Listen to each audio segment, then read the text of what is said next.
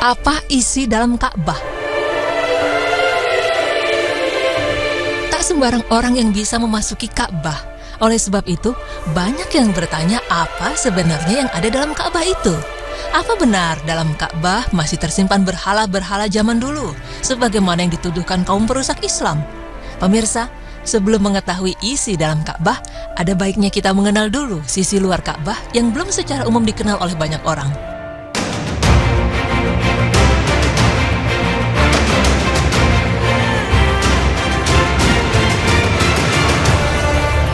Pintu Ka'bah setinggi 2 meter dari lantai, naik dengan menggunakan tangga seperti tangga mimbar.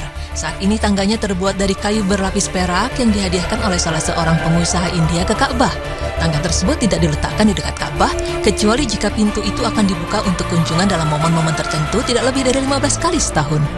Lalu ada juga pancuran yang muncul dari atas atap di bagian tengah dinding rukun utara dan rukun barat. Pancuran itu disebut Mizab Rahmah. Mizab ini dibuat oleh Al-Hajjaj bin Yusuf dengan tujuan agar air tidak tergenang di atap Ka'bah. Pada tahun 959 Hijriah, Sultan Sulaiman Al-Utsmani mengganti ujungnya dengan bahan perak. Kemudian pada tahun 1021 Hijriah, Sultan Ahmad Al-Utsmani mengganti ujungnya dengan perak berukir yang ditulis dengan tinta biru berselang-seling emas. Pada tahun 1273 Hijriah, Sultan Abdul Majid Al-Utsmani mengirim pancuran air yang seluruhnya terbuat dari emas. Mizab atau pancuran air itulah yang ada sampai sekarang ini.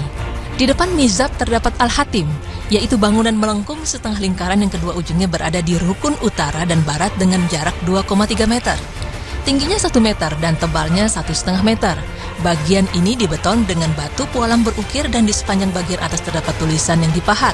Jarak dari tengah dinding bagian dalam ke dinding Ka'bah 8,44 meter. Ruang yang ada di antara keduanya disebut Hijr Ismail. Lalu bagaimana fisik dalam Ka'bah?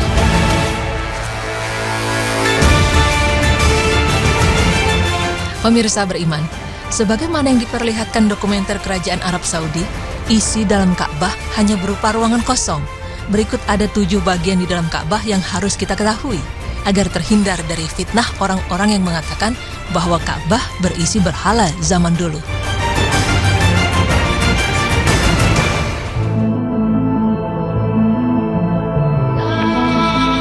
Bagian pertama adalah salah satu rukun atau sisi Ka'bah Al-Musyarrafah. Tampak di bagian atas terdapat bagian kain kiswah yang dipergunakan khusus untuk melapisi bagian tersebut.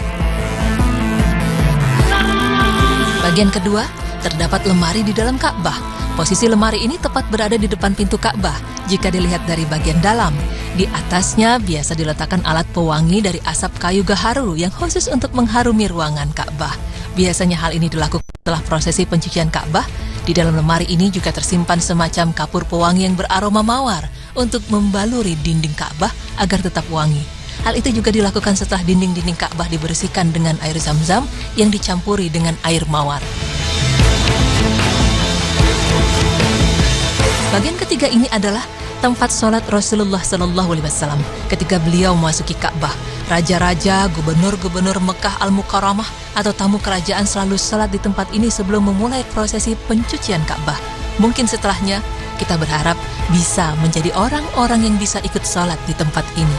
Bagian keempat merupakan bagian kecil di dinding Ka'bah berupa batu tertentu. Posisinya menghadap tempat sholat tadi. Pada batu tersebut tertulis kalimat La ilaha illallah Muhammad Rasulullah.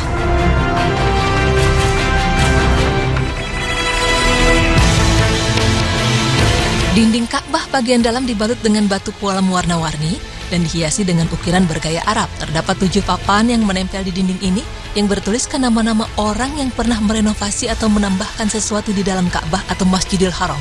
Dikatakan bahwa tembok Sadzarwan adalah bangunan tambahan pada Ka'bah yang dikerjakan oleh kaum Quraisy. Menurut mazhab Syafi'i dan Maliki, tembok Sadzarwan termasuk bagian Ka'bah sehingga jamaah haji yang bertawaf harus berada di luarnya. Pendapat sebaliknya dikatakan oleh mazhab Hanafi. Menurut mereka, tembok Sadzarwan bukan merupakan bagian Ka'bah.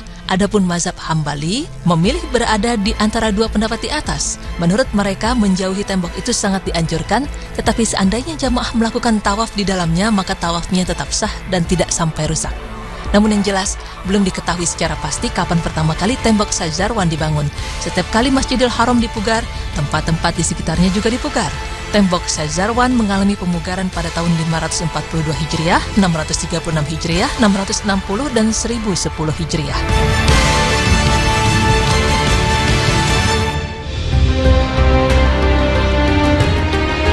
Bagian kelima adalah atap dalam Ka'bah yang penuh dengan ukiran-ukiran mengagumkan.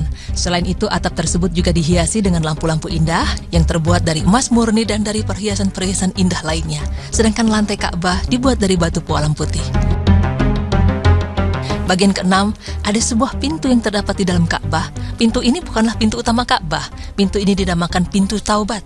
Di dalam pintu tersebut terdapat tangga menuju ke atap Ka'bah. Bagian ketujuh adalah 3 pilar dari kayu gaharu terbaik. Panjang satu pilar sekitar 1/4 meter atau setengah meter berwarna campuran antara merah dan kuning. Ketiga pilar ini berjajar lurus dari utara ke selatan. Pada awal abad ini, tahun 2000-an, bagian bawah ketiga pilar retak yang kemudian diperbaiki dengan diberi kayu melingkar di sekelilingnya. Ketiga pilar ini dibuat atas inisiatif Abdullah bin Al-Zubair 3 abad yang lalu. Meski demikian, ketiganya masih tetap kokoh hingga saat ini. Tiang ini terbuat dari kayu yang terbaik dan disepuh dengan emas murni. Bagian atasnya terlihat kain kiswah, bagian dalam yang berwarna hijau. Tampak juga ada lampu-lampu kecil, tempat pengasapan kayu gaharu, dan wadah-wadah. Benda-benda tersebut adalah hadiah pemberian dari para khalifah, para sultan, para amir, dan para raja sepanjang sejarah Islam untuk Ka'bah yang mulia. Pemirsa beriman, terbukti sudah bahwa isi dalam Ka'bah tidak seperti yang dituduhkan oleh kaum perusak Islam.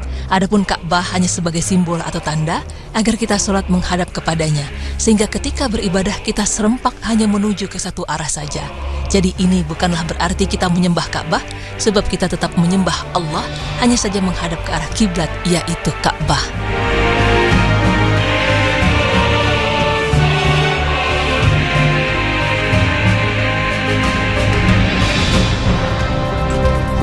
Ya, jadi sudah jelas ya, bahwa Ka'bah hanya merupakan simbol untuk kita beribadah menghadap kiblat. Betul gitu. sekali, tapi nikmat banget sih sekarang udah paham, udah tahu apa yang ada di dalamnya, dan jangan sampai termakan fitnah. Dibilang kalau dalamnya masih ada berhala, tadi nggak ada, cuma ada 7 item. Ya, aku sebenarnya udah sedikit ngintip loh ya waktu itu pas lagi mau masuk bulan Sa'ban, itu kan ganti kiswah, dibersihkan semuanya. Jadi pas lagi tawaf tuh ngintip tapi tetap nggak bisa ngeliat juga sih ya. Masya Allah, asik banget bisa sempat ngintip ya. Nah baik, sekarang pemirsa kita akan membahas tentang siapa orang yang paling kuat di dalam Islam menurut Islam. Siapa menurut kamu? Siapa ya? Makanya nggak bisa bilang nih, nggak bisa berani. jadi kita juga, makanya jangan kemana-mana, kita akan bahas nanti tetap di Berita Islami Masa Kini.